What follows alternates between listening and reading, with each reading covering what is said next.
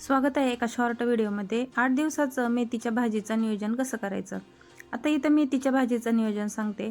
तसं तुम्ही मेथी, पालक, कोथिंबीर असं 8-8 दिवसाचे टप्पे करून भाजी लावायची, म्हणजे आठवड्यातून 2 ते 3 वेळा आपल्याला पालेभाज्या ह्या सगळ्या मिळतात। माझ्याकडे आता 2-3 टपामध्ये मेथी खायला आलेली आहे, म्हणजे ती 15-20 दिवसाची आहे। जे 2-3 टप आहेत त्यामध्ये 8-8 दिवसाची मेथी आहे। आता परत मी ह्या 2-3 टपामध्ये मेथी लावत आहे। तर आता कधी-कधी आपल्याला एका टपातून एका टायमाची एक पेंडी मेथी निघत असते, पण कधी-कधी ती थोड्या प्रमाणात निघते, त्यावेळी जुगाड भाजी करायची।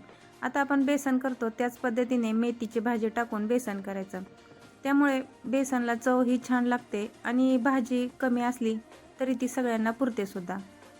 बेसन करतो त्याच पद्धतीने मिरची लसूण वाटून याला फोडणी द्यायची, बेसन पीठ कालवून हे शिजवून घ्यायचं। किती छान दिसतंय बेसन,